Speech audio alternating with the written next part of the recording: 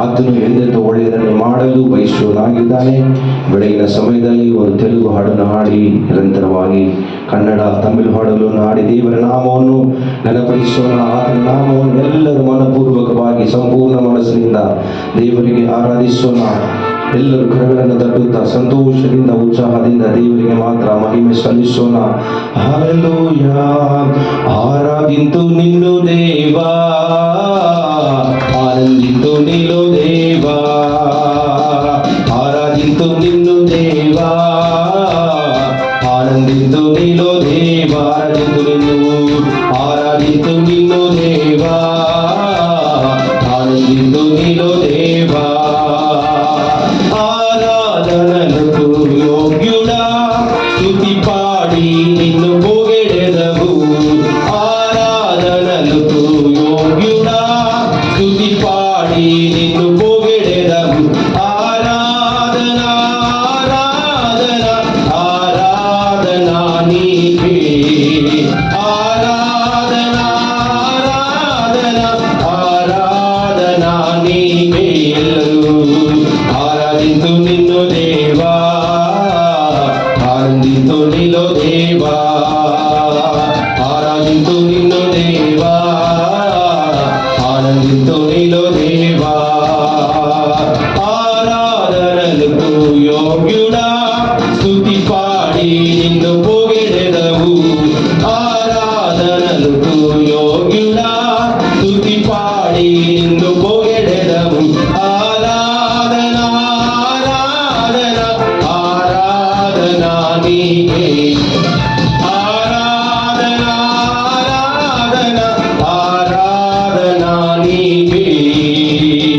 ఎరికో గోడలు అడ్డు వచ్చినా ఆరాధించిరే గంభీరముగా. ఎరికో గోడలు అడ్డు వచ్చినా ఆరాధించిరే గంభీరముగా. కూలిపోయిరు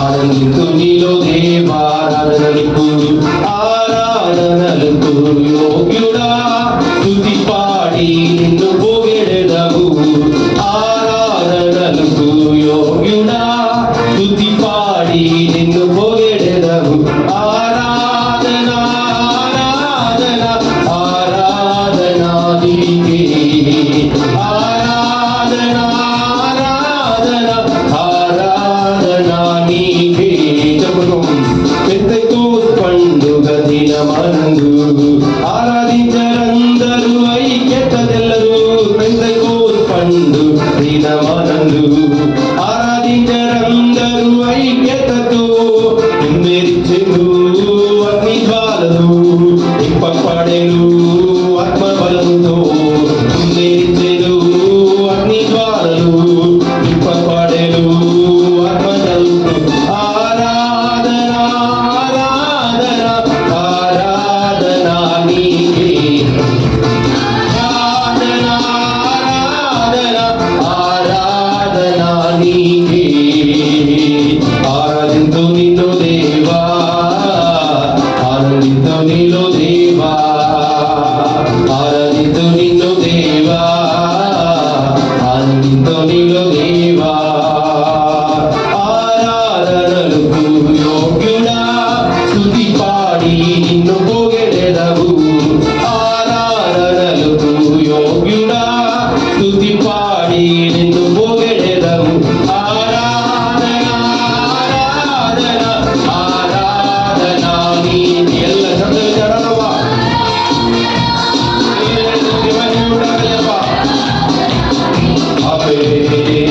పౌలు శీలలు వందే పాడేగా, పాటలు పాడి ఆరాధించేగా. పౌలు శీలలు వందే పాడేగా, పాటలు పాడి ఆరాధించేగా. బంధుకులు రెప్పబడెను వెంబడించిరి యేసయ్యనందరు. బంధుకులు రెప్పబడెను వెంబడించిరి యేసయ్యనందరు. ఆరాధన ఆరాధన ఆరాధన నీకే. ఆరాధన ఆరాధన ఆరాధన నీకే. ఆరాధింతు నిన్ను దేవా, ఆనందింతు నీలో దేవావే. ఆరాధింతు నిన్ను దేవా, ఆనందింతు నీలో దేవావే. ఆరాధనలకు యోగ్యుడా, స్తుతి పాడి నిన్ను పొగడెదవు. ఆరాధనలకు యోగ్యుడా, స్తుతి పాడి నిన్ను పొగడెదవు. ఆరాధన ఆరాధన ఆరాధన ನೀನೇ ತರುವ ದೇವರು ನಮ್ಮೊಂದಿಗಿರುವಾಗ ನಮಗೆ ಭಯವಿರುವುದಿಲ್ಲ. Hallelujah, hallelujah. ಎಲ್ಲ ಕರಗಳನ್ನು ತಟ್ಟುತ್ತಾ ಉತ್ಸಾಹದಿಂದ ಹಳೆಯದೆಲ್ಲ ಇಲ್ಲದಾಯಿತು, ಹಿಂದಿನದೆಲ್ಲ ಮರೆಯಾಯಿತು. ಕರ್ತನೆ ನನಗಾಗಿ ಇಳಿಯುವನು, ಹೊಸ ಹೊಸ ಕಾರ್ಯಗಳನ್ನು ಮಾಡುವ ದೇವರು ನಮ್ಮೊಂದಿಗಿರುವಾಗ ನಮಗೆ ಭಯವೇ ಇರುವುದಿಲ್ಲ. ಎಲ್ಲರೂ ಪೂರ್ಣ ಮನಸ್ಸಿನಿಂದ, ಎಲ್ಲರೂ ಮನಸ್ಸಿನಿಂದ ಆತನಿಗೆ ಮಾತ್ರ ಮಹಿಮೆಯನ್ನು ಸಲ್ಲಿಸುತ್ತಾರೆ. ಹಲ್ಲೆಲೂಯಾ. ನನ್ನ ತಲೆಯನ್ನು ಎತ್ತುವ ದೇವಾ, ನನ್ನೊಂದಿಗಿರಲು ಭಯವೇ ಇಲ್ಲ. ನನ್ನ ಸ್ಥಿತಿಯ ತಿಳಿದ ದೇವಾ, ನನ್ನ ಜೊತೆ ಇರಲು ಭಯವೇ ಇಲ್ಲ. ನನ್ನ ತಲೆಯನ್ನು ಎತ್ತುವ ದೇವಾ, ಇರಲು ಭಯವೇ ಇಲ್ಲ. ನನ್ನ ಸ್ಥಿತಿಯ ತಿಳಿದ ದೇವಾ, ನನ್ನ ಜೊತೆ ಇರಲು ಭಯವೇ ಇಲ್ಲ. ಎಲ್ ಪೆರಾಚಿನ್ ತಡೆಯ ಮುರಿವವನೇ. ಎಲ್ ಪೆರಾಚಿನ್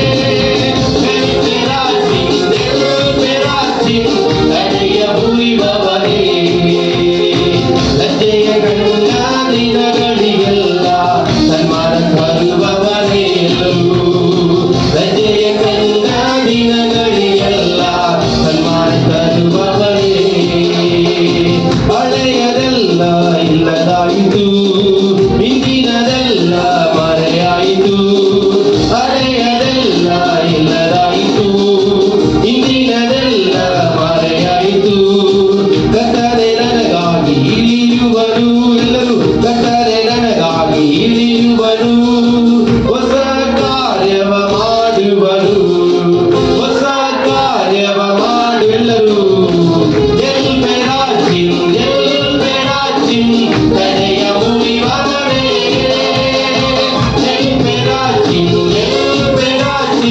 ಕಡೆಯ ಮುರಿವವರೇ ಲಜ್ಜೆಯ ಕಂಡ ದಿನಗಳಿಗೆಲ್ಲ ಸನ್ಮಾನ ತರುವವರೇ ಲಜ್ಜೆಯ ಕಂಡ ದಿನಗಳಿಗೆಲ್ಲ ಸನ್ಮಾನ ತರುವವರೇ ನನ್ನ ತಲೆಯನ್ನು ಎತ್ತುವ ದೇವಾ ನಂಬಿರಲು ಭಯವಿಲ್ಲ ಸ್ಥಿತಿಯ ತಿಳಿದ ದೇವಾ ನನ್ನ ಜೊತೆ ಇರಲು ಭಯವಿಲ್ಲ ತಲೆಯನ್ನು ಎತ್ತುವ ದೇವಾ ನನ್ನೊಂದಿರಲು ಭಯವಿಲ್ಲ ಸ್ಥಿತಿಯ ತಿಳಿದ ದೇವಾ ನನ್ನ ಜೊತೆ ಇರಲು ಭಯವಿಲ್ಲ ಎಲ್ಪೆರಾಚಿನ್ ತಡೆಯ ಮುರಿವವರೇ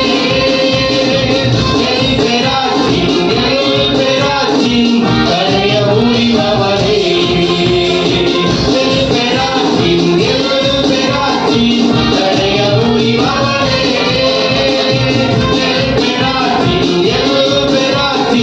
ತಡೆಯ ಮುರಿವವರೇ ಲಜ್ಜೆಯ ಕಂಡ ದಿನಗಳಿಗೆಲ್ಲ ಸನ್ಮಾನ ತರುವವರೇ ಲಜ್ಜೆಯ ಕಂಡ ದಿನಗಳಿಗೆಲ್ಲ ಸನ್ಮಾನ ತರುವವರೇ ಅವನ ಪಟ್ಟ ಸ್ಥಳಗಳೆಲ್ಲ ಕತ್ತಲೆ ಮೇಲೆತ್ತಿ ನಿಲ್ಲಿಸಿದೆಯಲು ಅವನ ಪಟ್ಟ ಸ್ಥಳಗಳೆಲ್ಲ ಕತ್ತಲೆ ಮೇಲೆತ್ತಿ ನಿಲ್ಲಿಸಿದೆ ನಿತ್ಯ ಮಹಿಮೆಯ ನನಗೆ ನೀಡಿ ನಿತ್ಯ ಮಹಿಮೆಯ ನನಗೆ ನೀಡಿ ತಲೆ ಮಾರಿಗೂ ಸ್ತುತಿಯ ತಂದೆ ತಲೆ ಮಾರಿಗೂ ಸ್ತುತಿಯ ತಂದೆ ಎಲ್ಪೆರಾಚಿನ್ ಎಲ್ಲರೂ ಹೇಳುವ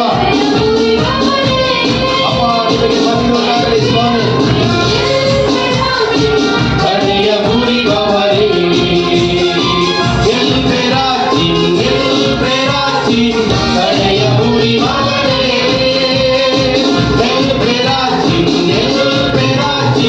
ಕಡೆಯ ಮುರಿವವರೇ ಲಜ್ಜೆಯ ಕಂಡ ದಿನಗಳಿಗೆಲ್ಲ ಸನ್ಮಾನ ತರುವವರೇ ಲಜ್ಜೆಯ ಕಂಡ ದಿನಗಳಿಗೆಲ್ಲ ಸನ್ಮಾನ ತರುವವರೇ ಲಜ್ಜೆಯ ಕಂಡ ದಿನಗಳಿಗೆಲ್ಲ ಸನ್ಮಾನ ತರುವವರೇ ಶ್ರೇಷ್ಠವಾದ ಸ್ಥಳಗಳೆಲ್ಲ ಉತ್ತಮ ಪಾಲನ್ನು ನನಗೆ ತಂದೆ ಶ್ರೇಷ್ಠವಾದ ಸ್ಥಳಗಳೆಲ್ಲ ಉತ್ತಮ ಪಾಲನ್ನು ನನಗೆ ತಂದೆ ವಾಗ್ದಾನ ಮಾಡಿದ ಎಲ್ಲವನ್ನು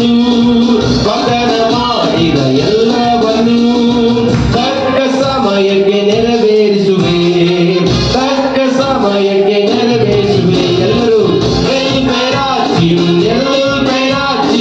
ಕಡೆಯ ಮುರಿವವರೇ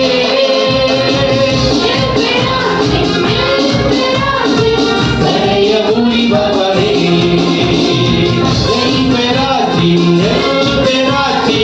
ಕಡೆಯ ಮುರಿವವರೇ ಎಲ್ಪೆರಾಚಿನ್ ತಡೆಯ ಮುರಿವವರೇ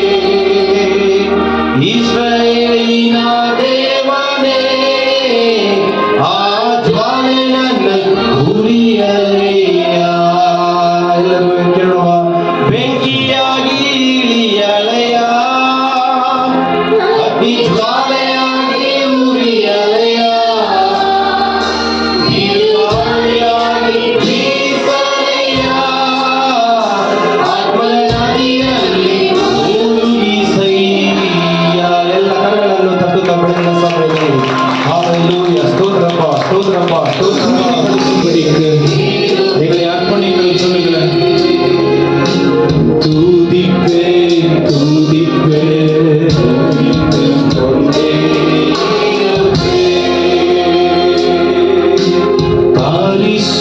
பரிசுத்தமாக்கும் யெகோவாவே காதீஸ் ஆராதனை உமக்கே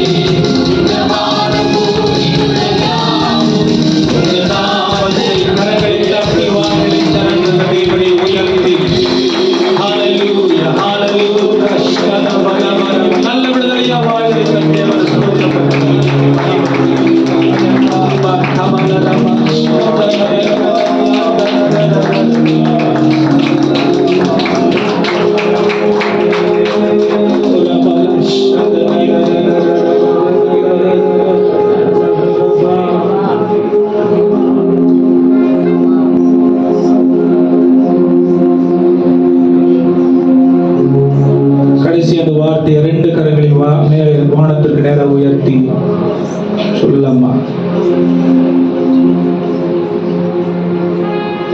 உமக்கு மகிமை தருகிறோ, உம்மில் நான் மகிழ்ச்சி அடைகிறோ. ஒரு பெரிய அனுபவம். எத்தனை பேருக்கு புரியுதுன்னு எனக்கு தெரியல. இது மாம்சத்துல வராது, இது ஆவியானவருடைய நடத்துதல்ல. வரக்கூடிய பொழுது சரீரத்தின் நீதியை வைத்து இந்த இடத்திற்கு நாம் அடைய முடியாது. தாழ்த்தி ஒப்பு கொடுத்து விட்டு கொடுக்காம தேவ மகிமையை காண முடியாது. சொல்லுங்க, விட்டு கொடுத்திட காலை வரையில்.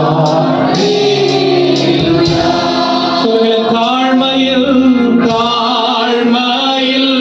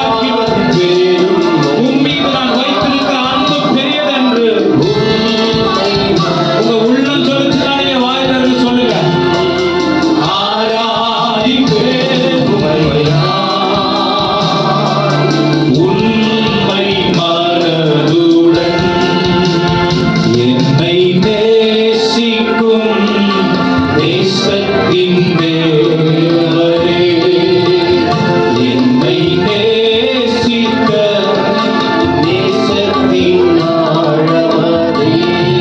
சொல்லுங்க, என்னை நேசிக்கும் நேசிக்கும் நேசத்தின் தேவனே. என்னை நேசித்த நேசத்தின் ஆழமதே. புது கிருபை பெருகும் போது என்ன பாதை செய்வேனோ? கிருபை பெருகும் போது உச்சகட்ட ஆராதனை பிரியமானவர்களே, நான் ஒன்றுமில்ல ஆண்டவரே சொல்லுகிறதுதான். ரட்சிப்பின் பாத்திரத்தை உயர்த்துவேன் நன்றியோடு. ரட்சிப்பின் பாத்திரத்தை உயர்த்துவேன் நன்றியோடு. ஓ ரட்சிப்பின் பாத்திரத்தை உயர்த்துவேன் நன்றியோடு. ரட்சிப்பின் பாத்திரத்தை உயர்த்துவேன் நன்றியோடு. சொல்லுங்க, ரத்தாம்பரம் ரத்தாம்பரம் போலுள்ள பாவங்களை பனியை விட வெண்மையாய் மாற்றினீரே.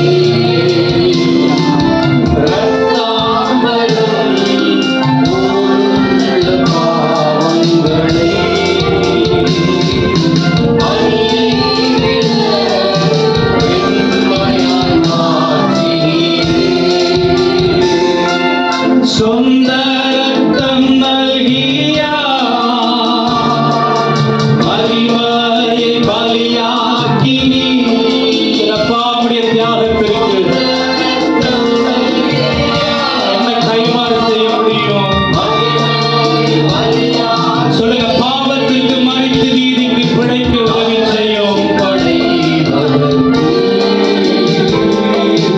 என் பாவம் சுமந்து தீர்த்தி நீதி உள்ள வாழ்க்கை வாழ எங்களை ஆண்டவர் enable பண்ணுங்க. என் பாவம் சுமந்து தீர்த்தி நான் ரட்சிப்படைவதற்கு. என் பாவம் சுமந்து தீர்த்தி நான் ரட்சிப்படைவதற்கு.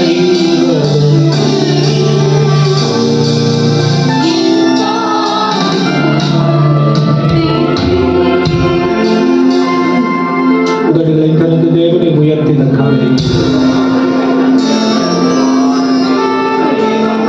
ஆண்டவராக இயேசு கிறிஸ்து நமக்காக செய்த தியாகம் பெரியது.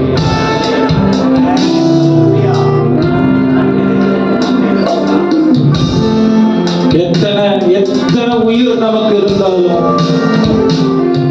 அவர் செய்த தியாகத்திற்கும் அவர் கொடுத்த நீதிக்கு ஈடு கட்ட முடியாது.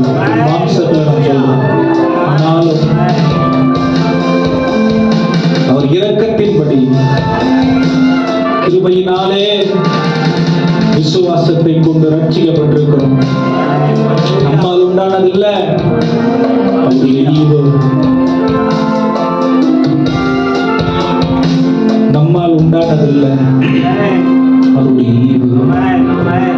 வேதத்துல பார்க்கிறோம், நம்ம நீதியை கொண்டு அவருக்கு முன்பாக வந்து நிற்பதற்கு எந்த தகுதியும் நமக்கு இல்லை. அவருடைய இரக்கம், மனதுருக்கம், இயேசு கிறிஸ்துவின் தியாகம் நம்மை இன்றைக்கு இந்த இடத்துல கொண்டு வந்தது. இந்த இடத்துல அப்படியே உட்கார்ந்து சொல்ல முடியுமா அந்த வார்த்தையை கடைசியா? நன்றி நன்றி ராஜா, நன்றி இயேசு ராஜா, நன்றி நன்றி ராஜா, நன்றி இயேசு ராஜா.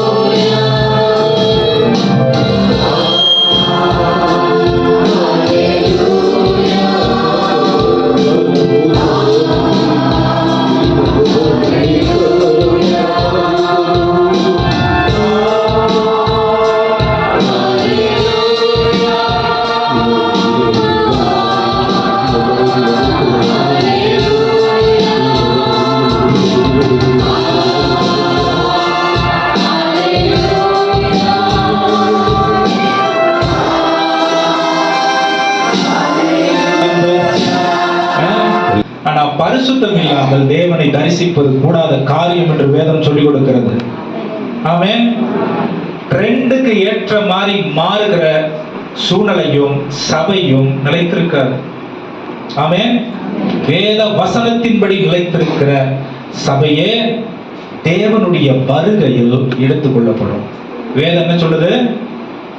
அவருடைய வருகையில் அவருக்கு ஆயத்தமாய் இருக்கிற மணவாட்டி சபையை அவர், அப்ப மணவாட்டி யாருக்கு ஆயத்தமா இருக்கணும் சொல்லுங்க? யாருக்கு ஆயத்தமா இருக்கணும்? அவங்களுடைய பார்வையில் அவர்கள் மணவாட்டிகள் சரியா இருக்கிறவர்கள். இத போன வாரம் கொஞ்சம் அதிகமா அழுத்தமா திருத்தமா பேசணும். அப்ப சுய பார்வையில் அல்லது சுய நீதியில் இருக்கிறவர்களுடைய ஆபத்து என்னது? தேவ நீதி எப்படி இதற்கு மாறானதாய் இருக்கிறது? உலகம் கொடுக்கிற காரியங்கள் எப்படி நம்முடைய வாழ்க்கையை தேவனை விட்டு அகற்றி கொண்டிருக்கிறது, தேவனை விட்டு விலக்கி கொண்டிருக்கிறது? நாம் வேத வசனத்தின் துணையோட, வேத வசனத்தின் நடத்துதலின்படி பரிசுத்த ஆவியானவரின் துணையோட பூமியில வாழ வேண்டிய தேவையும் கட்டாயமும் கட்டளையுமாய் இருக்கிறது. ஹல்லேலூயா சொல்லுங்க. ஹல்லேலூயா. இப்ப நிறைய காரியங்களை பேசினோம். இது நம்மால உண்டானது அல்ல. போன வாரம் கொஞ்சம் அதிகமா நம்மால உண்டானது அல்ல, ஆண்டவருடைய ஈவு. எப்படி ஆண்டவருடைய ஈவு? ஒரு உதாரணம் சொன்னேன்.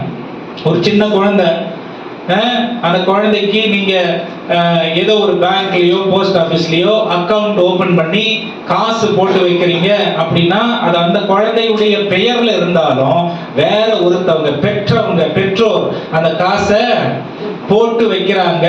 அதே போல இந்த நாம் இயேசுவை சொந்த ரட்சகராய் ஏற்றுக்கொண்டாலும் அது இயேசு கிறிஸ்து நமக்கு கொடுத்திருக்கிற நீதி நம்மால் உண்டாக்கப்பட்ட நீதி அல்லது நமக்குள்ள இருந்து எழும்புகிற நீதி இல்ல. அப்ப நீதிங்கிற ஒரு காரியம் பிரித்தெடுத்தல் அல்லது பிரித்தெடுக்கப்பட்ட வாழ்க்கையை குறிக்கிறது என்று போன வாரத்துல தேவனுடைய வார்த்தையை கேட்டோம். இன்னைக்கு பரிசுத்த ஆவியானவருடைய நடத்துதல் பாருங்க. முதல்ல நீதிமான்கள் ஆக்கப்படுகிறது தேவனுடைய கொடுக்கப்பட்ட நீதியினால. ஆமென். ஆனா நல்லா கவனிங்க, இந்த கொடுக்கப்பட்ட நீதி அப்படியே தூங்கிக்கிட்டு இருந்துச்சுன்னா நான் ஆண்டவருக்காக உண்மையும் உத்தமமான ஊழியனாய் அல்லது விசுவாசியா வாழல. ஆமென். சர்ச்சைக்கு வந்துட்டு போயிருந்தனால நான் ஆண்டவரை பின்பற்றுகிறேன் என்று அர்த்தம் இல்ல. எல்லா காரியங்களையும் பங்கு பெறேன் அப்படிங்கிறதுனால நானு ஆண்டவருடைய பிள்ளை என்ற அர்த்தம் இல்ல. வேதவசனம் சொல்லுது, பிரித்தெடுக்கப்பட்டவர்களுக்கு வேதம் சொல்லிக் கொடுக்கிற வாழ்க்கை ஒன்று இருக்கிறது. ஹல்லேலூயா சொல்லுங்க. ஹல்லேலூயா. அது பாருங்க, நீதிமான்களாக்கப்பட்டிருக்கிற ஒரு வாழ்க்கை இது கொடுக்கப்பட்டிருக்கிறது. நீதிமானாய் வாழ வேண்டிய ஒரு வாழ்க்கை இருக்கிறது. இது பரிசுத்த ஆவியானவரால் தினம்தோறும் நாம் கற்றுக்கொண்டு வாழுகிற ஒரு வாழ்க்கையா இருக்குது. ஹல்லேலூயா. எத்தனை பேருக்கு வித்தியாசம் புரியுது நான் சொல்றது? எத்தனை பேருக்கு வித்தியாசம் புரியுது நான் சொல்றது? ஆமென். ஒரு உதாரணம் உங்களுக்கு சொல்றேன், நீங்க புரிந்து கொள்ள முடியும். யார் நீதிமான்? சுய நீதியில் இருக்கிறவர்களுக்கு ஆண்டவருடைய ராஜ்யத்தில் எந்த இடம் கொடுக்கப்பட்டிருக்கு? பரிசுத்த ஆவியானவருக்கு தினம்தோறும் இடம் கொடுத்து அவருடைய நடத்துதலில் வாழ்கிறவருடைய வாழ்க்கை எப்படி தேவனால் நடத்தப்படுகிற இடமாய் சூழ்நிலையாய் இருக்கிறது என்று பார்க்கலாம். 22ஆம் அதிகாரம், மத்தேயு 22ஆம் அதிகாரம் 1ஆம் வசனத்திலிருந்து 14ஆம் வசனம் வரைக்கும் ஆண்டவராகிய இயேசு கிறிஸ்து ஒரு அழகான ஓமையை சொல்லுகிறார். வாசிங்க முதல் வசனத்தை. இயேசு மறுபடியும் அவர்களோடு ஓமைகளாய் பேசி சொன்னது என்னவென்றால் பரலோக ராஜ்யம் குமாரனுக்கு கல்யாணம் செய்த, எதை சொல்லுது?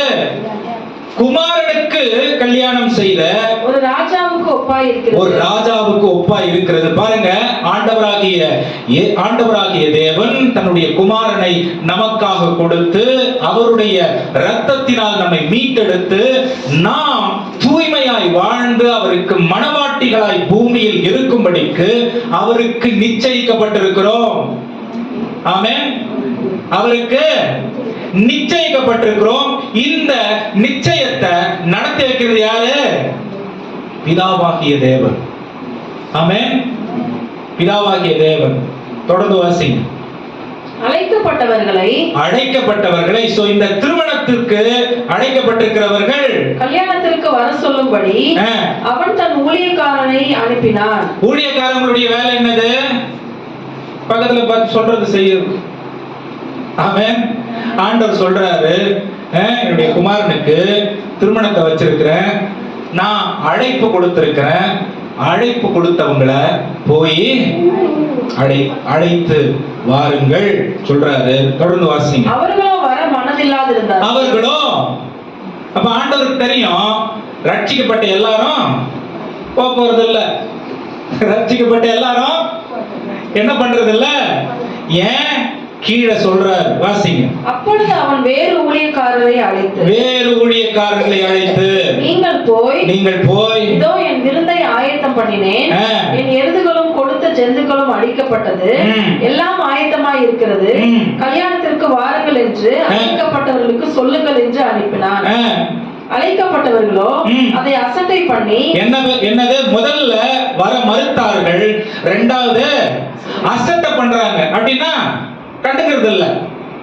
அழைப்பு கொடுக்கப்பட்டு கொண்டே இருக்கிறது, அதுக்கு முக்கியத்துவத்தை கொடுக்கல. அப்ப வேற எதுக்கும் முக்கியத்துவத்தை கொடுத்து வச்சிருக்காங்க. இது பரலோக ராஜ்யத்திற்கு நாம் போக வேண்டிய ஒரு ரகசியத்தை தேவன் எழுதி வச்சிருக்க. முதல்ல வர்றதில்ல, கீழ்ப்படிகிறது இல்ல, ரெண்டாவது அசட்டை பண்றது. அப்படின்னா வேற காரியங்களுக்கு முக்கியத்துவங்களை கொடுக்கிறது. தொடர்ந்து வாசிங்க. அசட்டை பண்ணி ஒருவன் தன் வயலுக்கும் ஒருவன் தன் வியாபாரத்துக்கும் போய்விட்டார்கள். சொந்த வேலைகளை செய்வதற்கு தாங்கள் முற்பட்டார்கள். பக்கத்துல பார்த்து சொன்னேன், இதுதான் சுயநீதி. ஏன்னா ஆண்டவர் ஒரு காரியத்திற்கு தங்களுடைய பிள்ளைகளை, அதாவது இது யாரையோ இல்ல, அழைப்பு கொடுக்கப்பட்டவர்களை அழைக்கிறார். ஆனா அழைப்பு கொடுக்கப்பட்டவர்கள் என்ன பண்றாங்க? மறுக்கிறாங்க. இரண்டாவது அசட்டை பண்றாங்க. தங்களுடைய வேலைகளை அவர்கள் செய்கிறார்கள். தொடர்ந்து வாசிங்க. மற்றவர்கள் ஊழியக்காரரை பிடித்து அவமானப்படுத்தி கொலை செய்தார்கள். என்ன பண்றாங்களா? ஊழியக்காரர்களை, இது எல்லாமே அழைக்கப்பட்டவங்களுக்கு தான் ஆண்டவர் சொல்றார். ஆமென். தங்களுடைய ஊழியக்காரர்களை பிடித்து அவமானப்படுத்தி, இது நடக்கலையா? உலகத்துல இது நடக்கலையா? நீங்க யூடியூப் ஓபன் பண்ணி பாருங்க. ஊழியக்காரர்களை அவமானப்படுத்தி நடக்கிறது. ஆண்டவர் பெரிய ஞானி. ஆமென். இப்ப உடனே எங்களதான் சொல்றாரு அப்படின்னு மாம்சத்துல எடுத்துக்காம, தூய்மை ஆகிறது ஆவியானவரோடு தினந்தோறும் நடக்கிற ஒரு வாழ்க்கை. நீங்க மாம்சத்திலையும் எடுத்துக்கணும். ஏன் தெரியுமா? நம்மிடத்துல இந்த குவாலிட்டிஸ் இல்லைன்னா ஆண்டவர் நம்ம கிட்ட தான் பேசுறாரு. ஆமென். என்கிட்ட இந்த குவாலிட்டிஸ், இந்த கூறுகள் இல்லைன்னா ஆண்டவர் என்கிட்ட தான் பேசுறாரு. நான் தான் மாறணும்னு நினைக்கிறாரு. என் வாழ்க்கை தான் அவருக்கு விரும்புகிற ஒரு வாழ்க்கையா இருக்கணும்னு அவர் நினைக்கிறார். வாசிங்க. ராஜா அதை கேள்விப்பட்டு கோபமடைந்து சேனைகளை அனுப்பி அந்த கொலைபாதகரை அழித்து அவர்கள் பட்டணத்தையும் சுட்டரித்தான். அப்பொழுது அவன் தன் ஊழியக்காரரை நோக்கி, அப்ப பாருங்க, ஆண்டவர் என்ன பண்றாரு? அனுப்பி.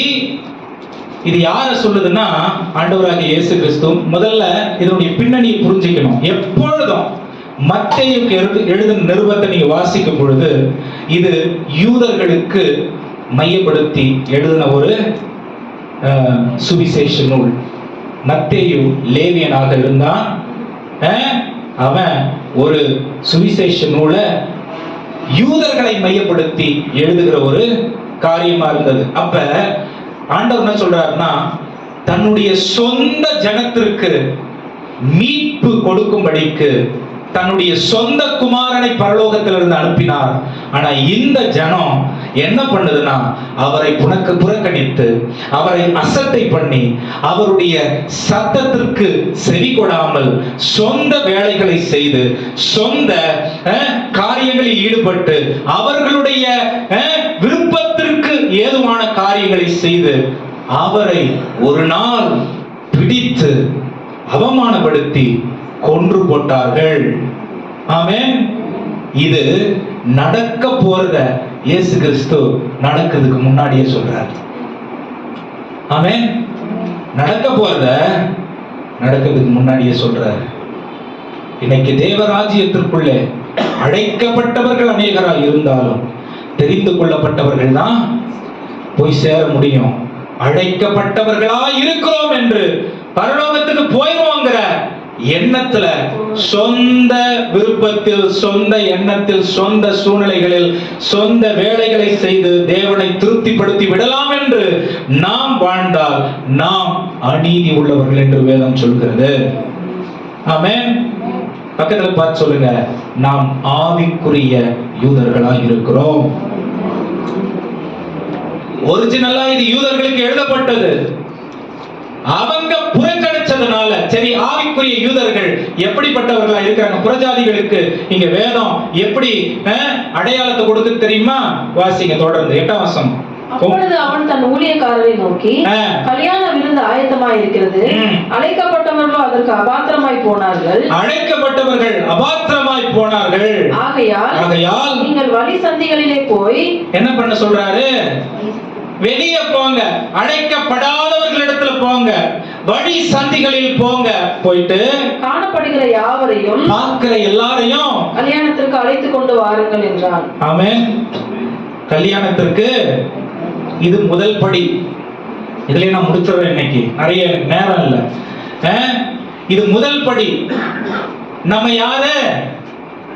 அபாத்திரமா இருக்கிறவர்கள், வழி சந்திகளில் இருக்கிறவர்கள், யூதர்களை போல தெரிந்து கொள்ளப்பட்டவர்கள் இல்ல. ஆமென். அங்கங்க இருந்தவங்க, ரோட்ல இருந்தவங்க, ஆச்சரியமான தேவனுடைய அவருடைய குடும்பத்திற்குள் நம்மள கிருபையின்படி இணைத்துக் கொண்டிருக்கிற தேவனாய் இருக்கிறார். நம்ம கிட்ட நல்லது எதனா இருக்கா? நல்லது எதனா இருக்கா? நல்லதுக்கு பின்னாடி வரேன் நான். நல்லது ஏதாவது இருக்கா? நல்லது இல்ல. தேவனுடைய இரக்கத்தின்படி அவருடைய வீட்டுல சேர்க்கப்பட்டிருக்கிறோம். ஆமென். அப்ப எவ்வளவுக்கு எவ்வளவு ஆண்டவருடைய நடத்துதலுக்கு நம்மளை ஒப்பு கொடுத்து ஆண்டவர் சொல்லுகிற வார்த்தைக்கு செவி கொடுத்து வாழ்கிறோமோ அவ்வளவுக்கு அவ்வளவு அவர் விரும்புகிற இடத்திற்கு நாம் ஆயத்தப்படுகிறோம் என்ற அர்த்தம். இல்லனா நாம் நீதிமான்கள் அல்ல என்று வேதம் சொல்லிக் கொடுக்கிறது. ஆமென். வாசிங்க. வழி அருகில் உள்ளவர்களை அழைத்துக் கொண்டு வாருங்கள் என்றார். அந்த ஊழியக்காரர் புறப்பட்டு வழிகளிலே போய் தாங்கள் கண்ட நல்லார் பொல்லார் யாவரையும் கூட்டிக் கொண்டு வந்தார். என்ன எப்படியாப்பட்டவங்களா? வழியில இருந்தவங்க எல்லாம் நல்லவங்களும் இருந்தாங்க, பொல்லாதவங்களும் இருந்தாங்க. ஆனா ஆண்டவர் அழைத்திருக்கிறார்.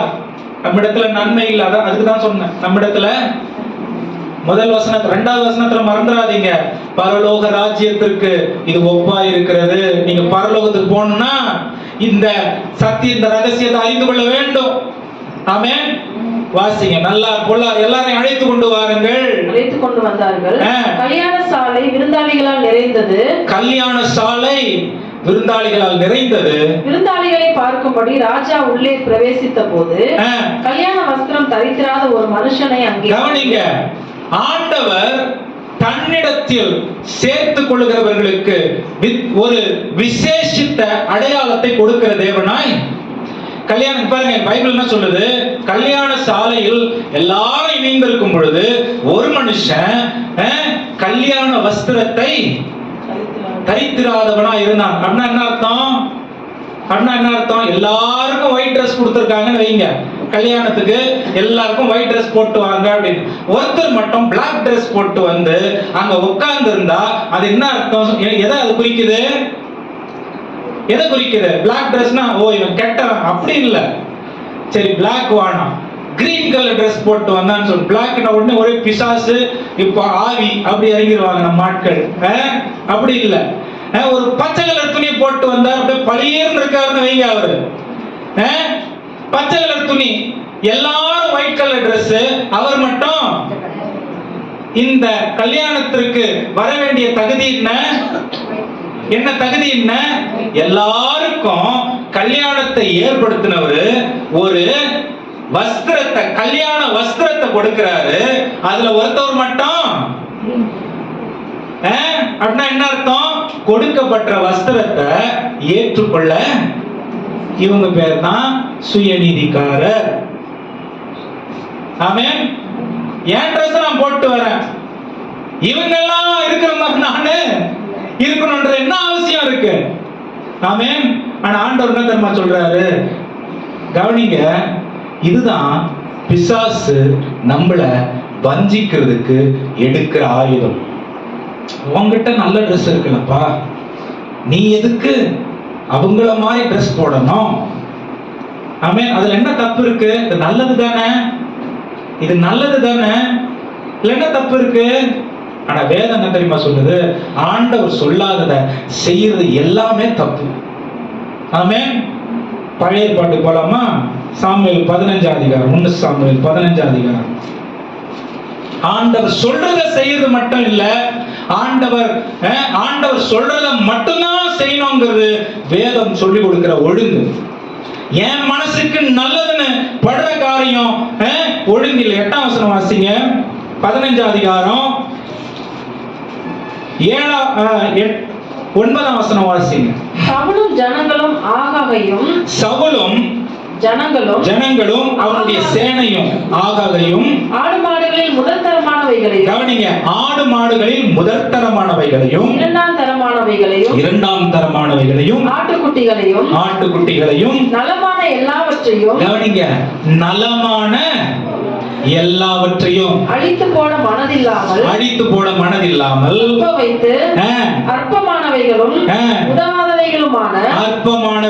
உதவாதவைகளையும் சகல வஸ்துக்களையும் முற்றிலும் அழித்து போட்டான். ஆண்டவருடைய கட்டளை இவர் சவுலுக்கு என்னவா இருந்துச்சு? ஆண்டவருடைய கட்டளை சவுலுக்கு என்ன இருந்துச்சு? இந்த 15 அதிகாரத்துல தொடக்கத்துல இருந்து நீங்க வாசிச்சு பாருங்க. ஆண்டவருடைய கட்டளை சவுலுக்கு என்ன இருந்துச்சு? 15 அதிகாரம் 18ஆம் வசனத்தை வாசிங்க. இப்பொழுதும் கர்த்தர் நீ போய் அமலேக்கியராகிய அந்த பாவிகளை, அமலேக்கியர் யாருன்னா மாம்சத்துல வாழுறவங்க, உலகத்திற்கு ஒத்து வாழுறவங்க, மாம்சத்தில் வாழ்கிறவர்களுக்கு பழைய ஏற்பாட்டுல அடையாளம் அமலேக்கியர்கள். ஆமென். நீ போய், இது சாமுவேல் சவுலுக்கு கொடுக்கிறதான தேவனுடைய வார்த்தையா இருக்கிறது. ஆண்டவர் என்ன சொன்னாரு அப்படின்னு சாமுவேல் கேட்கிறாரு. அதுக்கு சாமுவேல் சொல்ற, அதாவது சாமுவேலுக்கு, அதாவது சவுலுக்கு வந்த வார்த்தைய இங்க சாமுவேல் சொல்றாரு, சவுல் சொல்றாரு. கவனிங்க, நீ போய் அந்த பாவிகளை சங்கரித்து அவர்களை நிர்மூலமாக்கி தீரும் மட்டும் அவர்களோடு யுத்தம் பண்ணி என்று சொல்லி உம்மை அந்த வழியாய் அனுப்பினார். இப்படி இருக்க நீர் கர்த்தருடைய சொல்லை கேளாமல் கொள்ளையின் மேல் பறந்து கர்த்தருடைய பார்வைக்கு பொல்லாப்பானதை செய்தது என்ன? பாருங்க, சாமுவேலுடைய பார்வைக்கு அவன் செஞ்சது என்னது? கொழுத்த ஆடுகளும். சவுலுடைய பார்வைக்கு அவன் செஞ்சது என்னது?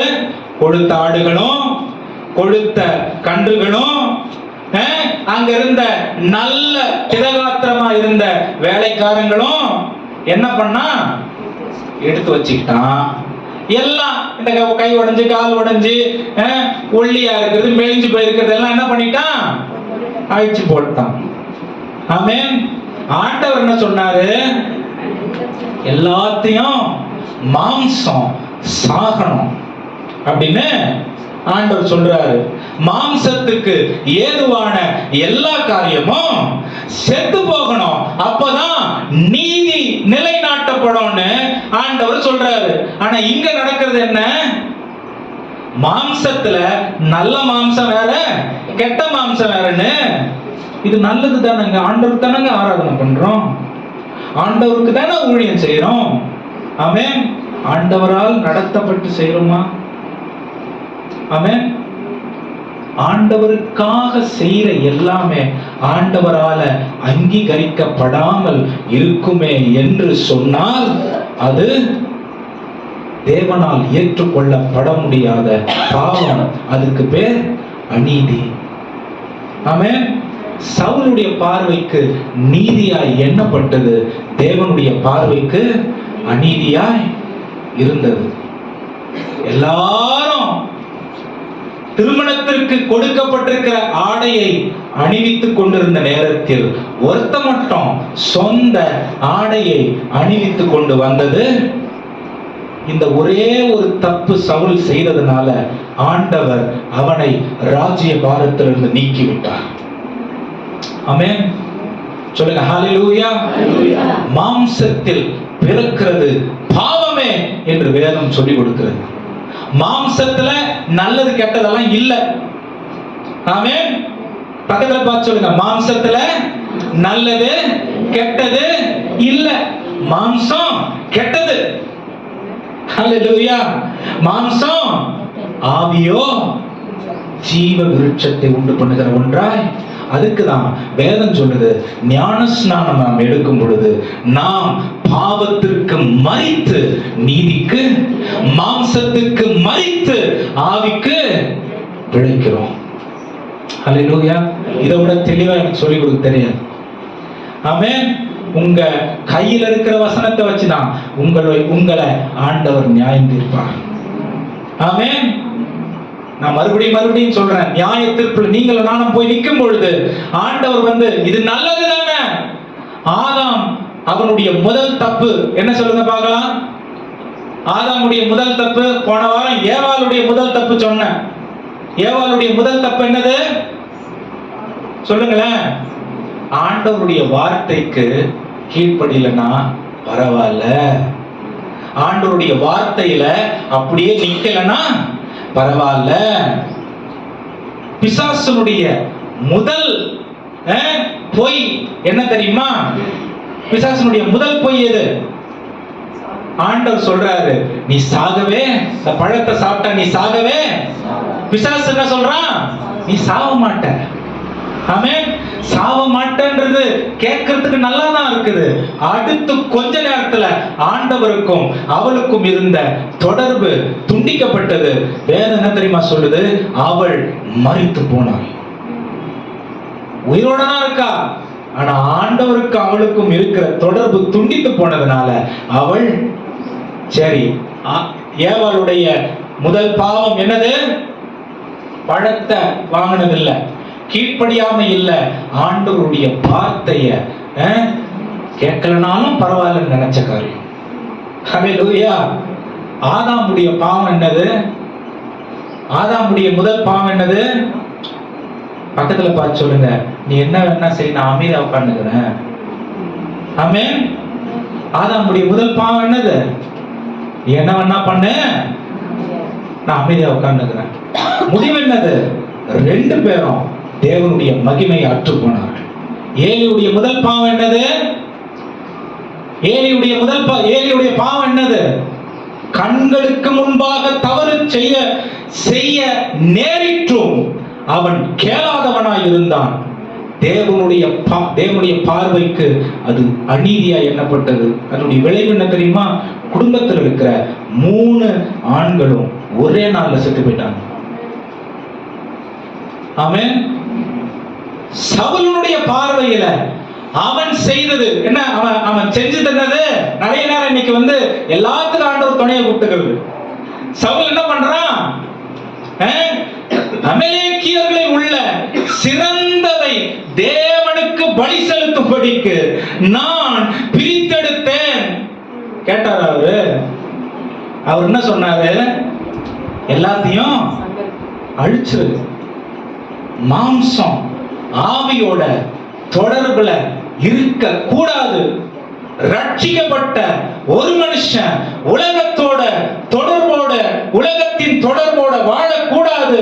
தேவனுடைய ஆலயமோ, அதாவது நீங்க தேவனுடைய கூடி வருகிற ஆலயமோ தூய்மையான ஒரு இடம்.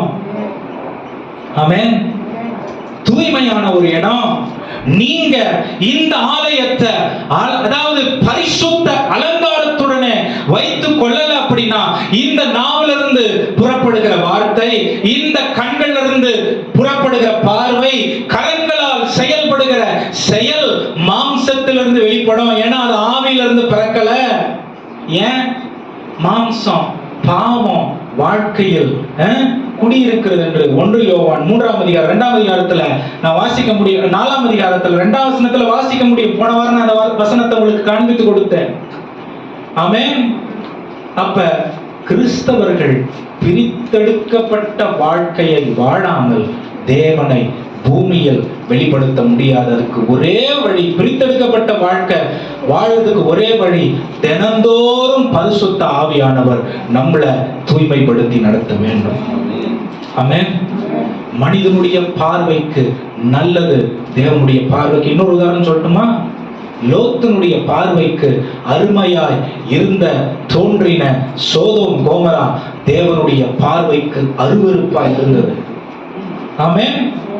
தேவனுடைய பார்வைக்கு தேவன் சோதோம் கோமராவை அழித்தார். சோதோம் கோமரா பாவத்திற்கு எடுத்துக்காட்டா இருக்கிறது. ஆமென். ஆனா சவுலுடைய பார்வைக்கு சோதோம் கோமரா எப்படிப்பட்டது? நல்லதா இருந்துச்சு. சாரி, லோத்தினுடைய பார்வை சோதோம் கோமரா எப்படி இருந்தது? நல்லதா இருந்துச்சு. ஆண்டவர் பெயர் சொல்லி நாம் செய்கிற காரியங்களில் ஜாக்கிரதையா இருக்க வேண்டும். ஆமென். சவுலும் ஆண்டவர் பெயர் சொல்லிதான் காரியங்களை செய்தான். ஆண்டவர் அவனை புறக்கணிச்சார். ஏலி அமைதியா இருந்தான், ஆண்டவர் அவனை புறக்கணிச்சார். இந்த இடத்துல பழைய ஏற்பாட்டுல ஆண்டவர் கடினமானவர், அடிப்பாருங்க, கொள்ளுவாருங்க. புதிய ஏற்பாட்டுல தேவனுடைய ராஜ்யம் எப்படிப்பட்டதா இருக்கிறது என்று கொஞ்ச நேரத்துக்கு முன்னாடி வாசிச்சோம். தொடர்ந்து இந்த வசனத்தை வாசிக்கலாமா? பாருங்க, இன்னைக்கு பைபிள் சொல்லுது, நீதிமானை தேடினேன் ஒருவனையும். எங்க போன வாரம் சொன்ன எங்க இருக்கு அந்த வசனம்னு? எங்க இருக்கு அந்த வசனம்? போன வாரம் சொன்னீங்க, இப்ப போய் கேக்குறீங்களே.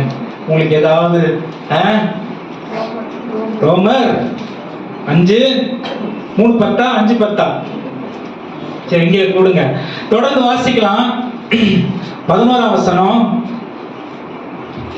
சிநேகிதனே, நீ கல்யாண வஸ்திரம் இல்லாதவனாய் இங்கே எப்படி வந்தாய் என்று கேட்டான். கவனிங்க, ஆண்டவருக்குன்னு ஒரு நீதி இருக்கு. அந்த நீதியின்படிதான் அவர் தங்களுடைய பிள்ளைகளை வழி நடத்துவார். என்ன சொல்றாரு? நீ துணி மாத்திட்டு துணி வேற துணி போட்டு வந்துட்ட அப்படின்றதுனால நான் உனக்கு வெறுக்கல, ஆனா உனக்கு கொடுக்கப்பட்டதை ஏன்பா ஏத்துக்கல நீ அப்படின்னு கேட்கிறாரு. என்ன சொல்றாங்க பாருங்க. சிநேகிதனே, உனக்கு கல்யாண வஸ்திரத்தை கொடுத்தேன், எங்கப்பா அது கேட்கிறாரு. அதற்கு அவன் பேசாமல் இருந்தான். அதுக்கு அவன் பேசாமல் இருந்தான். என்ன பண்றானா? ஆதாமும் பேசாம இருந்தான், ஏலியும் பேசாம இருந்தான், இவனும் பேசாம இருந்தான். ஆமென். ஹல்லேலூயா. வாசிங்க தொடர்ந்து. அப்பொழுது ராஜா பணிவிடைக்காரரை நோக்கி, இவனை கையும் காலும் கட்டி கொண்டு போய் அழுகையும் பற்கடிப்பும் உண்டாயிருக்கிற புறம்பான இல்லிலே போடுங்கள் என்றான். அதாவது ஆண்டவர் இருக்கிற இடத்தில் எல்லாரும் ஒரே மாதிரிதான் அப்படின்னு ஆண்டவர் இங்க காட்டுறாரு. ஆமென். ஆண்டவர் இருக்கிற இடத்தில் தப்பி தவறி நான் உள்ள போயிட்டேன்னா கூட அங்க நான் ஏற்றுக்கொள்ளப்பட மாட்டேன் அப்படிங்கிறதும் இங்க இந்த சத்தியம் நமக்கு சொல்லிக் கொடுக்கப்படுது. ஹல்லேலூயா. நிறைய நேரம் தேவ ராஜ்யத்தை ரொம்ப சாஃப்டான ஒரு கண்ணோட்டத்தில் நம்ம பார்த்தோம் அப்படின்னு சொன்னா நாம் வஞ்சிக்கப்பட்டு கொண்டிருக்கிறோம்னு அர்த்தம். ஏன்? வேதம் என்ன சொல்லிக் கொடுக்குது? அவர் 2ஆம் முறை வரும் பொழுது அவர் நீதி உள்ள நியாயாதிபதியாய் வருகிறார். அவர் நியாயம் செய்வதற்கே வருகிறார். வேதம் சொல்லிக் கொடுக்குது. ஹல்லேலூயா. அவர் எப்படிப்பட்டவரா வராரா? அன்பு நிறைந்த தேவனாய், இரக்கம் நிறைந்த தேவனாய், மனதுருக்கமுடைய தேவனாய் வரமாட்டாரு. எப்படி? அவர் நல்ல தேவன் தானங்க, அவர் அன்புள்ள தேவன் தானங்க. எப்படியாவது நாம் பேசி கன்வின்ஸ் பண்ணிடுவேன். இங்க ஒருத்தனை கேட்கிறார் ஆண்டவரே, நியாய தீர்ப்புலயும் நம்ம அப்படிதான் போய் நிற்க பாருங்க. ஆண்டவர் எவ்வளவு ஞானி. நியாய தீர்ப்புலயும் போய் நிற்போம். ஆண்டவரே ஜான் சாமியல் ஓடா எங்க விடுவார், போய் நிற்கும். நான் ஏன்டா எல்லாரும் மறுரூபமாக்கப்பட்ட சரீரத்தில் இருக்காங்க, நீ மட்டும் இந்த சரீரத்தில் இருக்கிற, நான் நியாயம் சொல்ல முடியாது. ஆமென். அவருக்கு முன்னாடி நான் என்ன பண்ண முடியாது? இல்ல ஆண்டவரே, நான் 20 வருஷம் பிரசங்கம் பண்ணியிருக்கேன், நான் ஜெபம் பண்ணியிருக்கேன், நான் நடத்திருக்கேன். இல்ல, இவன் எப்படி இருந்த ஆண்டவருக்கு முன்னாடி அமைதியா இருக்கணும். நானும் அப்படிதான் போய் நிக்கணும். ஹல்லேலூயா. பக்கத்துல பார்த்து சொல்லுங்க, இது நடக்க போகிற காரியம் சகோதரி சகோதரா. ஆமென். ஹல்லேலூயா. ஏன் ஊழியர்கள் உயிரை கொடுத்து உயிரெல்லாம் கொடுத்து நான் சொல்லப்பா, எனக்கு அப்படி இல்லை. இந்த வசனத்தை பேச வேண்டியது என் வேலை, நான் அதை பண்றேன். ஆமென். ஏன் இந்த வசனம்? நீங்க அதாவது சத்தியத்தின் நிமித்தம் உங்களை வெறுப்பார்கள், பகைப்பார்கள், வேதம் சொல்லுது. அது உங்களுக்கு நீதியா எண்ணப்படும், வேதம் சொல்லுது. ஆமென். சத்தியத்தின் நிமித்தம் உங்களை, ஹல்லேலூயா. நான் இந்த சத்தியத்தை எதுக்காக காம்ப்ரமைஸ் பண்ணிக்க விரும்பல. ஏன்னா நான் நரகத்துக்கு போறதுக்கு எனக்கு இஷ்டம் இல்லை. நரகம் எது? இயேசு கிறிஸ்து நரகத்தை அனுபவித்தவராய் சொன்னார். நரகனா எது? என் தேவனே, என் தேவனே, ஏன் என்னை. ஹல்லேலூயா. ஆண்டவர் புறக்கணித்த ஒரு இடம் தான் நரகம். ஆமென். கவனிங்க, பாவத்தின் சம்பளம் மரணம். என் பாவத்துல நான் விழுந்து போயிட்டேன்னா நான் நரகத்துக்கு போயிடுறேன். நரகத்துல இருந்து நான் எப்படி ஜெபம் பண்ணுவேன்? ஆமென். நரகத்துல இருந்து நான் எப்படி ஜெபம் பண்ணுவேன்? ஜெபம் பண்ண முடியுமா? அதுக்குதான் ஆண்டவர் இப்ப ஒரு மாற்று வழியை வைத்தார். என்ன தெரியுமா?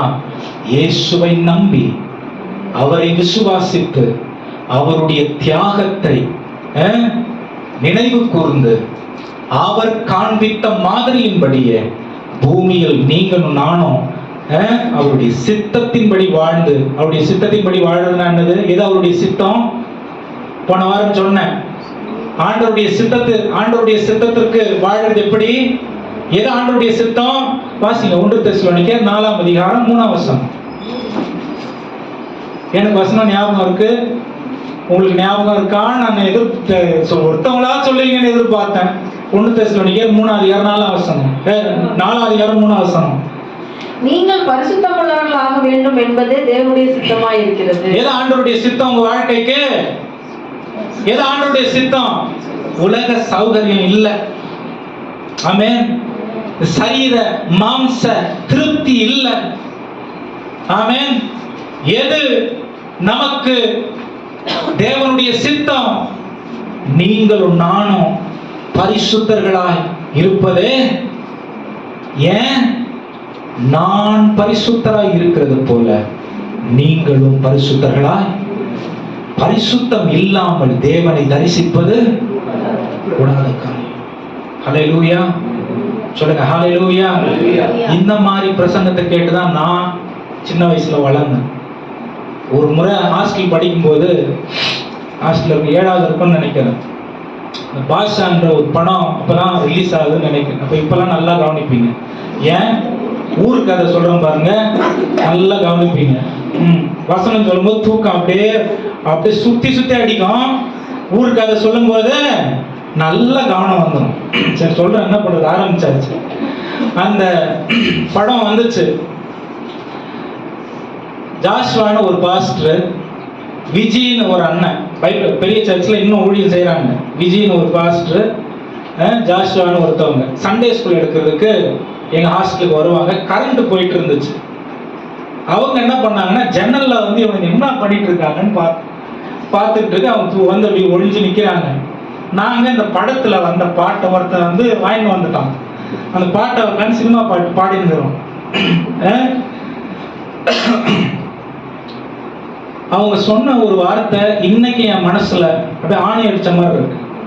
7வது படிக்கும் நல்ல ஞாபகம் இருக்கு. என்ன சொன்னாங்கன்னா, இந்த வார்த்தையெல்லாம் பாடுறிய, நீ ரட்சிக்கப்பட்டிருக்கிற. இன்னொரு வார்த்தை ரொம்ப ரொம்ப கேவலமா ஆயிடுச்சு. ஒரு பாஸ்டர் பையன் உன் வாயில இந்த சினிமா பாட்டு வரலாமா? இதுக்காகவா இயேசு உனக்காக ரத்தம் சிந்தினாரு? இதுக்காகவா இயேசு உனக்காக ஜீவன் கொடுத்தாரு? இயேசுவினுடைய நாமத்தை அறிந்த நீ நரகத்துக்கு போயிடுவ அப்படின்ற கொஞ்சம் கூட உனக்கு பயம் இல்லையா? உன் சரீரத்தை இந்த சினிமா பாட்டு பாடினதுனால அசுத்தமாக்கிட்ட. இப்ப இருக்கிற நிலைமைய பேச வேணாம். 7வது படிக்கும் போது சொன்னாங்க, இந்த வார்த்தையை சொன்னாங்க. ஆமென். ஒன்னு சொல்லட்டுமா? எவனோ ஒருத்தன் பாடினா பக்கத்துல நான் உட்காந்து சும்மா கேட்டு இருந்தேன். ஆமென். நிறைய நேரம் கூட தான் இருந்தேன். ஒரு ஆமென் ஆதாமும் கூட தான் இருந்தான். தண்டனை ஒண்ணுதான். ஹல்லேலூயா. இன்னைக்கு என் மனசு விட்டு இன்னும் அந்த வார்த்தை எனக்கு போல. பேரும் சொல்றேன் பாரு யாரு அப்படின்னு. அவங்க சொல், அதாவது நாளைக்கு ஆண்டவர் வந்துருவாருங்கிற ஒரு ஒரு நடுக்கத்தோடைய ஆயத்தத்தோடைய வாழறதுக்கு அந்த வயசுல கற்றுக் கொடுத்தாங்க. இன்னைக்கு எவ்வளவு ஆயத்தத்தோட நாம் வாழ முற்படுகிறோம்? ஆமென். எவ்வளவு ஆயத்தத்தோட வாழ நம்ம முற்படுறோம்? இன்னைக்கு ஆண்டவர் வந்துட்டாருன்னா எத்தனை பேர் பரலோகத்துக்கு போயிடுவோம்? சுய நீதினால போக முடியாது. அவரு ஒரு வஸ்திரம் கொடுப்பார். அதுதான் நாம் ரட்சிக்கப்பட்டிருக்கிறோம் என்பதற்கு அடையாளம். ஆமென். அவர் ஒரு ஒரு என்ன சொல்றதுங்க சாயலை கொடுப்பாரு. அதுதான் நாம் நீதிமான்கள் ஆக்கப்பட்டிருக்கிறோம் என்பதற்கு அடையாளம். அவர் ஒரு அடையாளத்தை கொடுப்பாரு. என்ன அடையாளம்? இயேசுவின் ரத்தத்தினாலே கழுவப்பட்டவன் என்ற அடையாளம். அதுதான் நான் உலகத்திற்கும் எனக்கும் தேவன் வைத்திருக்கிற ஒரு ஒரு ஒரு பிரிவு அப்படின்னு, அல்லது பிரித்தெடுத்தல் என்ற அடையாளம். அது மட்டும் பக்கத்துல பார்த்து சொல்லுங்க, அது மட்டும் போதாது. இது வரைக்கும் நம்ம எல்லாத்தையும் கரெக்டா செஞ்சிட்டு இருக்கோம். ஆனா எதை செய்யணுமோ அதை செய்ய ஆரம்பிக்கல. எதை செய்யணும் தெரியுமா? ரட்சிக்கப்பட்ட நாம் ஒவ்வொரு நாளும் நீதியில் நம்முடைய வாழ்க்கையை வாழ ஒப்பு கொடுக்கணும். நீதியின் மேல் பசிதாகம் உள்ளவர்கள் பாக்கியவான்கள், அவர்கள் தான் திருப்தி அடைவார்கள் வேதம் சொல்லுது. பூமியில இந்த குறைவுள்ள சரீரத்துல வாழுகிற நாம் திருப்தி உள்ள வாழ்க்கையை வாழணுமா? நீதியின் மேல் பசிதாகம் உள்ளவர்கள் பாக்கியம். எது நீதி? எது நீதி? ஆண்டவருடைய வார்த்தையில நான் நின்று அவர் சொல்றத நான் கேட்டு மற்றவங்க சொல்றதுக்கு செவி சாய்க்காம நான் அவருடைய பார்வைக்கு தூய்மையான வாழ்க்கையை வாழ்ந்து, ஆமென், பரிசுத்தத்தில் குறைபாடு வைக்காதபடிக்கு, நீதியில் குறைபாடு வைக்காதபடிக்கு, மாம்சத்தில் என்னுடைய வாழ்க்கையை மிகைப்படுத்தி வாழாதபடிக்கு, என்னுடைய சுயநீதியினால் நான் பரலோகம் சென்று விடுவேன் என்ற மனக்கோட்டை கட்டாதபடிக்கு பரிசுத்த ஆவியானவர் எனக்குள் ஆண்டவர் வச்சிருக்காரு. அவருடைய தூய்மையாக்குதலின் பணிக்கு என்னை நான் ஒப்பு கொடுக்க வேண்டும். நாளைக்கு அடுத்த வாரம் நான் வருவேனா தெரியல. அடுத்த வாரம் ஆண்டவர் சித்தமானா போன வாரம் நாம் ஜஸ்டிபிகேஷன் அதை பத்தி பேசணும். நீதிமான்கள் ஆக்கப்படுகிறது எப்படின்னு பேசணும். இன்னைக்கு தூய்மைப்படுத்தல் எப்படிப்பட்டதுன்னு உங்களிடத்துல பேசியிருக்கேன். அடுத்த வாரம் வாய்ப்பு இருந்தா மகிமை அடைதல் எப்படிங்கிறத நான் சொல்லிக் கொடுக்கிறேன். ஆமென். தூய்மைப்படுறது டெய்லி நடக்கிற ஒரு வேலை. ஆமென். ஹல்லேலூயா. கடைசியா என்னைக்கு ஒரு பொண்ணை நான் கொஞ்ச நேரம் அதான் கண்ணு எடுக்காம ஒரு பொண்ணை ஒரு நிமிஷம் பார்த்துட்டேன், அப்படி நடந்து போறதை பார்த்துட்டேன் அப்படின்னு உங்க உள்ளம் குத்தப்பட்டு ஜெபம் பண்ணிருக்கீங்க. என்ன கடைசியா பண்ணீங்க? ஆண்டவரே நான் தப்பு பண்ணிட்டேன்ப்பா, எனக்குள்ள இருக்கிற நீங்க ஆண்டவரே நான் தப்பு பண்ணிட்டேன், உங்களை துக்கப்படுத்திட்டேன் அப்படின்னு கடைசியா என்னைக்கு உங்களுக்குள்ள இருக்கிற பரிசுத்த ஆவியானவர் உங்களை உடனே நீங்க செஞ்ச தப்ப உடனே உணர்த்தினாரு? அப்படி உணர்த்துறாரு இருந்தா நீங்க டெய்லி தூய்மைப்படுறீங்கன்னு அர்த்தம். இல்லைன்னா என்னைக்கோ பண்ண ஜபத்துல என்னைக்கோ ஒரு அதாவது கண்மூடித்தனமா ஆண்டவருடைய நீதியை புரிந்து கொள்ளாமல் வாழ்ந்து கொண்டிருக்கிறோம் என்ற அர்த்தம். ஆமென், ஹல்லேலூயா. என் பையனுக்கு நேற்று ஒரு வார்த்தை சொன்னேன், ரொம்ப கடினமான வார்த்தை. நீ ரொம்ப என்னை ஏமாத்துற, என்னையும் உங்க அம்மாவையும் ரொம்ப ஏமாத்துறடா நீ என்ன அதாவது உன்னை நான் நம்புறோம், உங்களை நான் நம்புறோம். ரெண்டு பேருமே உன்னை என்ன பண்றானா, உனக்கு விளையாடுறது ரொம்ப ஃபுட்பால் ஆடலன்னா பைத்தியம் முடிச்சிடறாங்க, கோபமா இருப்பான், ஆகுன்னு இருப்பான். படிடா அப்படின்னு சொன்னா எல்லாத்தையும் படிச்சுட்டேன் அப்படின்னா விளையாடுறதுக்கு போயிடுவான். நேற்று உண்மையாவே கொஞ்சம் ரொம்பவே வருத்தம். நாங்கள் ரெண்டு பேரும் உட்காந்துட்டு இருந்தோம். சொன்னேன், நீ சீட் பண்ற, ஏன் அப்படின்னா நீ கேட்காமலே உனக்கு வேணுமா இருக்கிற எல்லாத்தையும் உங்களுக்கு கொடுக்குறோம். நீ கேட்காமலே உனக்கு வேண்டிய காரியங்கள் எல்லாம் நீ வாழ்க்கைக்கு, அதாவது நீ நினைச்சு கூட பார்க்கறதுக்கு முன்னாடி காரியங்கள் உனக்கு கொடுக்கப்படுது. ஆனா நீ செய்ய வேண்டிய காரியத்தை நீ செய்யறன்னு நாங்க நம்புறோம், நீ செய்யல, நீ ஏமாத்துற. ஆவிக்குரிய விஷயத்துல ஆண்டவர் இந்த கேள்வியை நம்மளை பார்த்து கேட்டா நம்ம என்ன பதில் சொல்லுகிறவர்களா இருக்கிறோம்? நமக்கு கொடுக்க வேண்டிய காரியங்கள் எல்லாவற்றையும் ஆண்டவர் நம்மளுக்கு கொடுத்துட்டார். ஆமென். ஒரு குறைவின்றி ஒவ்வொரு நாளும் உண்ண உணவு, உடுக்க உடை, மேல ஒரு கூரை இருக்கு, நல்ல வேலையை கொடுத்திருக்காரு, நல்ல ஆரோக்கியத்தை கொடுத்திருக்காரு, நல்ல ஞானத்தை கொடுத்திருக்காரு, நல்ல குடும்பத்தை கொடுத்திருக்காரு. நம்முடைய வாழ்க்கைக்கு தேவையான எல்லா ஆசீர்வாதங்களையும் தேவன் கொடுத்திருக்கிறாரு. எல்லா குறையும் இருக்கும்போது அந்த ஆண்டவரை நம்ம விடாம தேடணும். எதுக்கு? ஆண்டவரே ஒண்ணும் இல்ல, இப்படிப்பட்ட கஷ்டத்துல, போராட்டத்துல, கவலையில, கண்ணீர்ல, பலவீனத்துல இருக்கிறோம், நீங்க தான் எங்களுக்கு உதவி செய்யணுங்கிற தாகம், ஆவல், எண்ணம், எதிர்பார்ப்பு ஆண்டவர் மேல இருந்துச்சு. இன்னைக்கு எல்லாவற்றையும் அவர் நமக்கு கொடுத்திருக்கிறாரு. ஆண்டவர் கேட்கிறது என்னன்னா, ஆதி அன்பு எங்க? ஆமென், ஹல்லேலூயா. பெற்றவைகளை நாம் வைத்துக்கொண்டு கொடுத்த ஆண்டவரை ஒருவேளை புறக்கணிச்சிட்டுமா? பெற்ற நன்மைகளை நாம் பெரிதாக எண்ணி கொடுத்த ஆண்டவருக்கு முதலிடம் கொடுக்காமல் போய்விட்டோமா? ஏதாவது சூழ்நிலையில பைபிள் ரொம்ப தெளிவா சொல்லுது. நாம் தாயின் கருவில் தோன்றுவதற்கு முன்பாகவே அவர் நமக்காக ஜீவனை கொடுத்தார். ஆமென். உலகம் தோன்றுவதற்கு முன்பாகவே அவர் நமக்காக சிலுவையில் அடிக்கப்பட்டார். ஆமென். நீங்களும் நானும் உலகம் படைக்கப்படுறதுக்கு முன்னாடி அவருடைய எண்ணத்தில் இருந்திருக்கிறவர்களாய் இருக்கிறோம். அப்ப அவர் பார்த்து பார்த்து பார்த்து பார்த்து நமக்கு எல்லா காரியங்களையும் செய்கிற தேவனாய் இருக்கும் பொழுது அவர் பவுலுக்கு, அதாவது பேதருக்கு சொல்றாரு, நீ என்னை நேசிக்கிறன்னா என்னுடைய ஆடுகளை மேய்ப்பாயாக.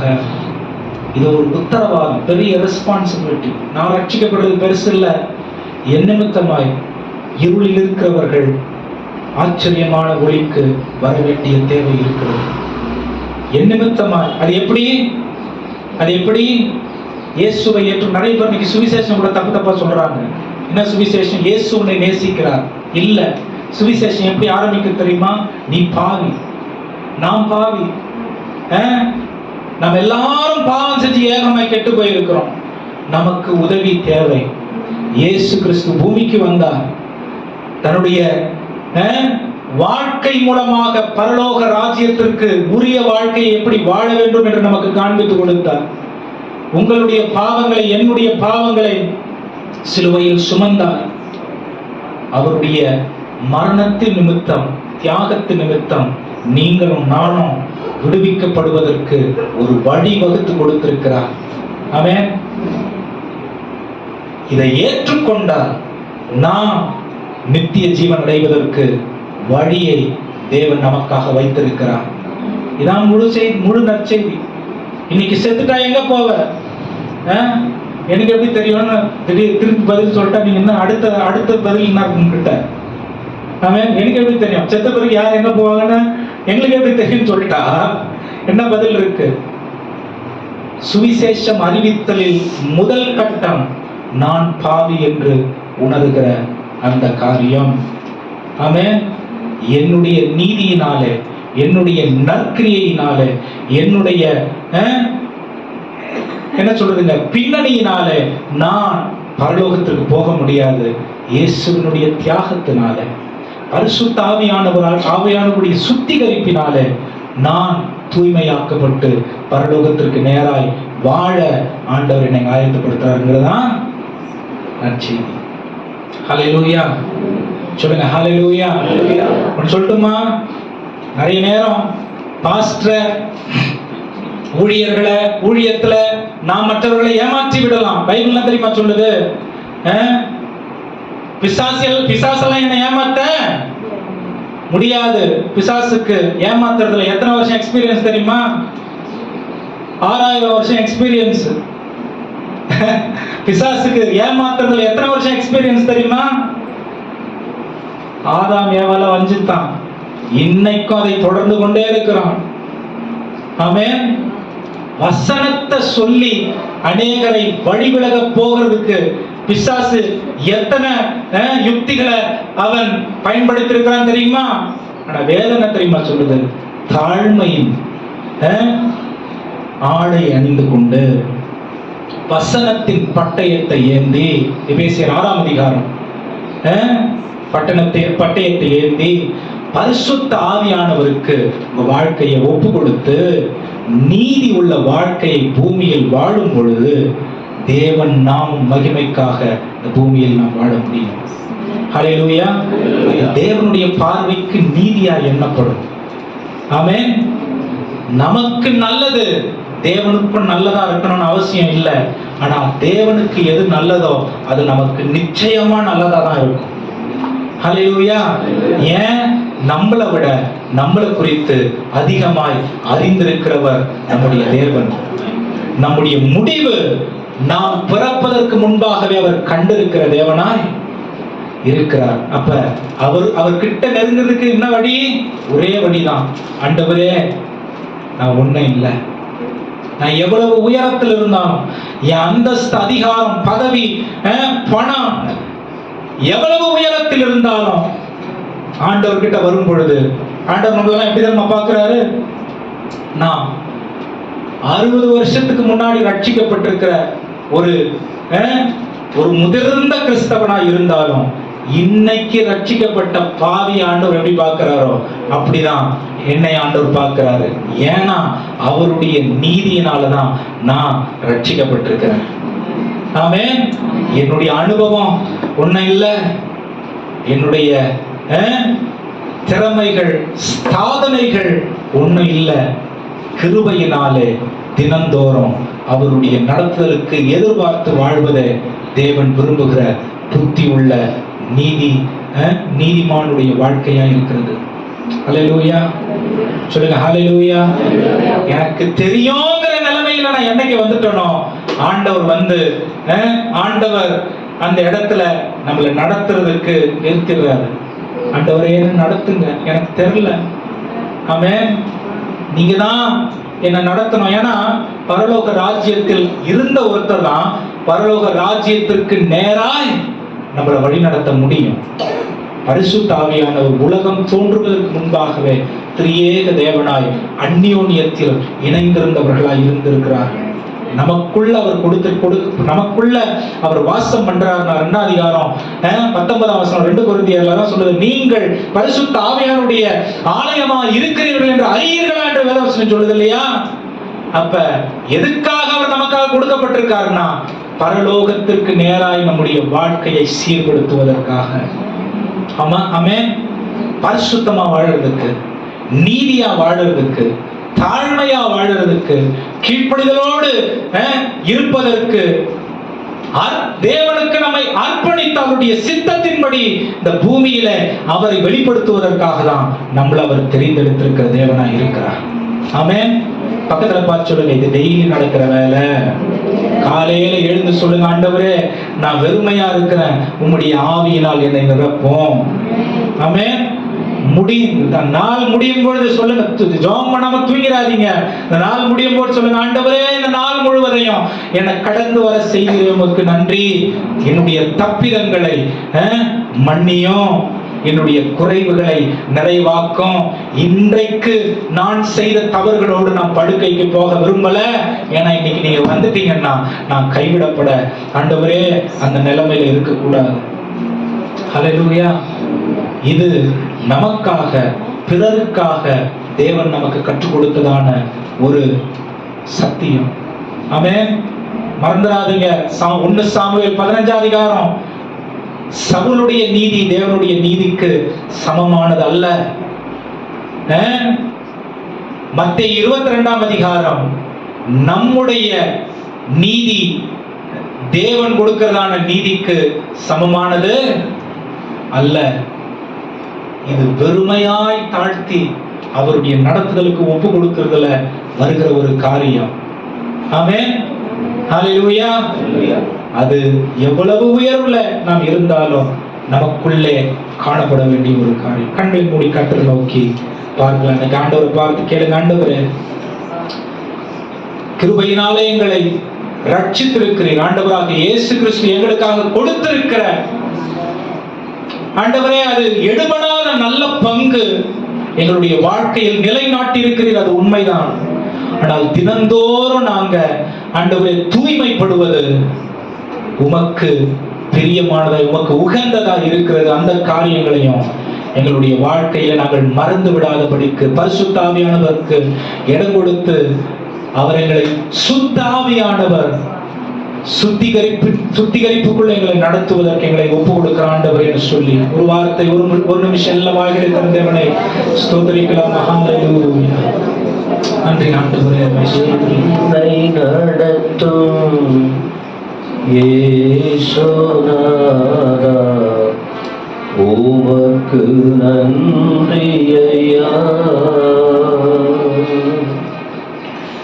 எனக்குள் வாழும் எந்த நேசா உமக்கு நன்றி ஐயா. என்னை நடத்தும் இயேசுநாதா உமக்கு நன்றி ஐயா. எனக்குள் வாழும் எந்த நேசா உமக்கு நன்றி ஐயா.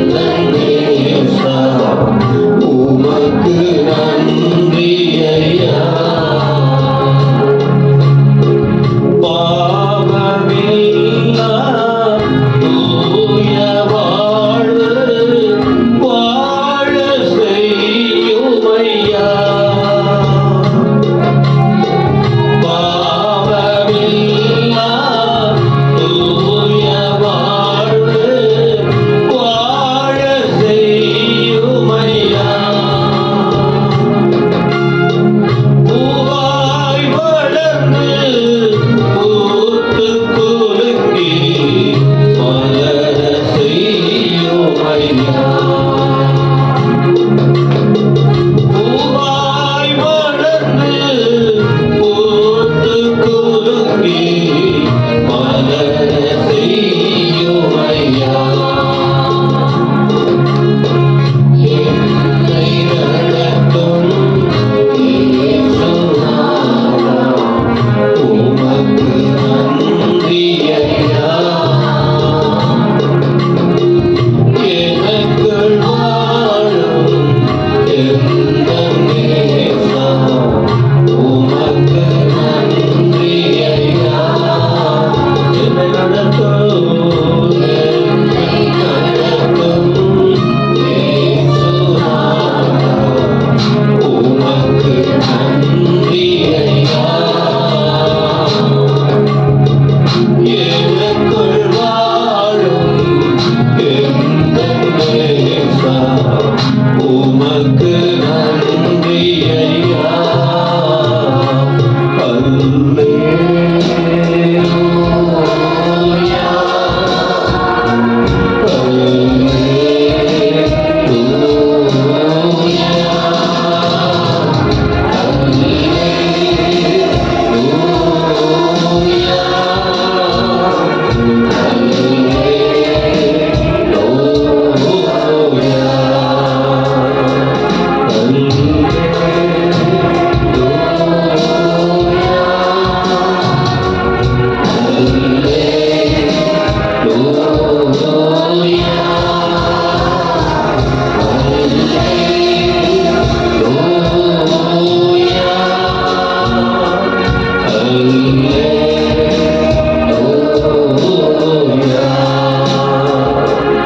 எங்கள் பாடுகள் வேதனை மறைந்து விடும். எங்கள் கலக்கங்கள் மாறிவிடும். எங்கள் பாடுகள் வேதனை மறைந்து விடும். எங்கள் துயரங்கள் கலக்கங்கள் மாறிவிடும். உங்க முகத்தை பார்க்கணுமே ஏசையா. உங்க முகத்தை பார்க்கணுமே ஏசையா. உங்க முகத்தை பார்க்கணுமே ஏசையா. உங்க முகத்தை பார்க்கணுமே ஏசையா. கையை உயர்த்தி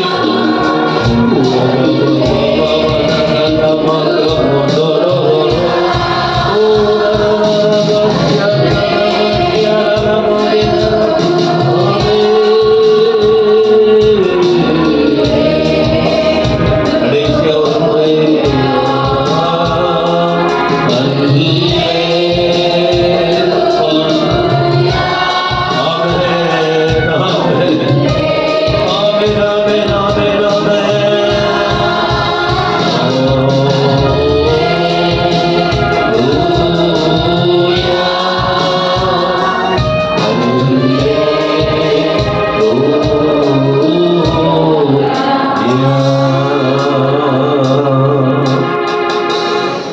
சொல்லணும், அவருக்கா வாழணும், வழி சரியா மாறணும், அவர் சத்தம் கேட்கணும், கீழ்ப்படிய வேண்டும், மணவாளரோடு மணவாட்டி ஸ்தானத்தில் இருந்து ஐக்கியப்பட வேண்டும்.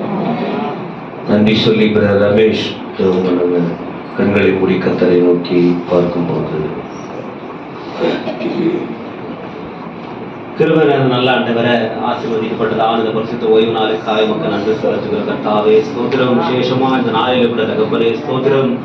அப்பாவது பரிசுத்த ஓய்வு நாளை அசட்டையா என்னாதபடிக்கு தேவனாகிய கர்த்தர் அப்பாவது ஆலயத்தில் பிரவேசித்திருக்கிறதான அப்பா யாவரோடு கூட தேவனே ஸ்தோத்திர கர்த்தாவே மத்திய சுவிசேஷத்துல 22ஆம் அதிகாரத்துல ஒன்று தொடங்கி ஆண்டவரே அப்பா 14ஆம் வசனம் வரைக்கும் தேவனாகிய கர்த்தர் ஆண்டவரே கர்த்தரா இருக்கிற இயேசு கிறிஸ்துவின் கிருபை, பிதாவாகிய தேவனுடைய அன்பு, தூயாவியனுடைய நிறைவான ஆறுதல், ஆசீர்வாதம், சமாதானம் கூடி வந்த நம் அனைவரோடும் அனைத்து சபைகளோடும் பரிசுத்தவான்களோடும் கர்த்தர் இயேசு வருகிற வரைக்கும் நிலைத்திருப்பதாக. என் ஆத்துமாவே ஒரு உள்ளமே பரிசுத்தமானது. என் ஆத்துமாவே அவர் செய்த சகல பாவங்களையும் ஆமென். கர்த்தர் உங்களை ஆசீர்வதிப்பாராக.